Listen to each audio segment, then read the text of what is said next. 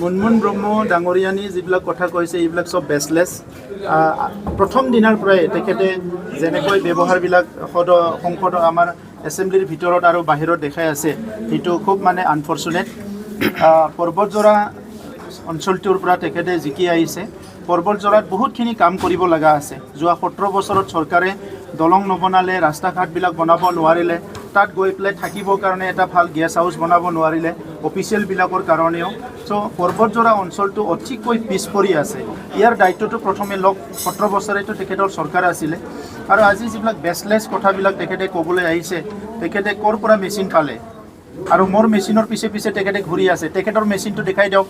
আগৰ চৰকাৰৰ দিনত যে 2900 crore যে মানে লাইবিলিটি কৰি থৈ গ'ল, কোনো এডমিনিষ্ট্ৰেটিভ এপ্ৰুভেল নোহোৱাকৈ কোটি কোটি টকাবিলাক যে খাই গ'ল আঁঠুৱা কম্বলৰ নামত, সেইবিলাক দেখাই দিয়ক তেখেতসকলে।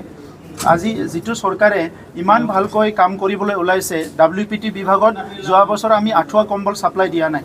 আমি যোৱা বছৰ যিমান পাৰোঁ ষ্টুডেণ্টৰ কাৰণে চাইকেল যিমান যি লাগে ষ্টুডেণ্টৰ কাৰণে আমি কৰিবলৈ লৈছোঁ।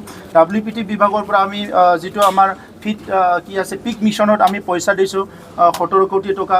আমি WPT ডিপাৰ্টমেণ্টৰ পৰা আমি অনসুংঠাই দিছোঁ দুখীয়া পৰিয়ালবিলাকক 5,000 টকা। আমি ইয়াৰ পৰা মানে জ্ঞান চৰাং দিছোঁ এডুকেশ্যনৰ কাৰণে 5,000 টকা 9,000 ষ্টুডেণ্টক। চ' কোনো এটা টকা আমাৰ চৰকাৰত মিছ ইউজ হোৱা নাই আৰু কোনো এটা বিভাগে তেনেকুৱা মিছ ইউজ কৰা নাই। আমি সঘনে মিটিং কৰি থাকোঁ। তেখেতসকলৰতো বছৰত এবাৰো মিটিং নহৈছিলে, আমি সঘনে মিটিং হৈ থাকোঁ। ইভেন মুখ্যমন্ত্ৰী ডাঙৰীয়া আহি পেলাই আমাৰ লগত ইয়াত আলোচনা কৰিছে, ইয়াৰ বিভাগীয় মন্ত্ৰীবিলাক কৰিছে, ইয়াত ফাইনেন্স ডিপাৰ্টমেণ্টৰ বিষয়াবিলাক আহিছে।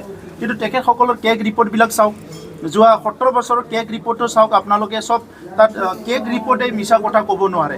চ' কেগ ৰিপৰ্টবিলাক আপোনালোকে চাওক, তেতিয়া দেখিবলৈ পাব কিমানখিনি কেলেংকাৰী তেখেতসকলে কৰিছে। আৰু এই নতুন 2015 কেগ ৰিপৰ্ট আহি আছে, আপোনালোকে দেখিবলৈ পাব তাত কি আছে কি নাই। নেক্সট হয়তো আমাৰ বাজেট ছেশ্যনত এইটো কেগ ৰিপৰ্টটো প্লেচ হ'ব। মই শুনিছোঁ যে এইটো প্ৰিণ্ট হ'ল এতিয়ালৈকে কেগ ৰিপৰ্টটো। যেতিয়া আহি পাই আপোনালোকে গম পাব, দেখিবলৈ পাব তাত কি আছে। চ' মইতো বিশ্বাস কৰোঁ যে সেই কেগ ৰিপৰ্টতে চব জল পট ওলাই যাব যে আগৰ চৰকাৰে কি কাম কৰিছিলে।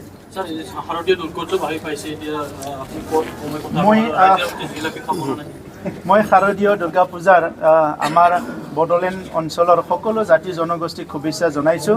অসমৰ সকলো ৰাইজক শাৰদীয় দুৰ্গা পূজাৰ শুভেচ্ছা জনাইছোঁ। মা দুৰ্গাৰ আশীৰ্বাদত আমাৰ ধনী দুখীয়া সকলো শ্ৰেণীৰ ৰাইজে অধিক শক্তি লৈ পেলাই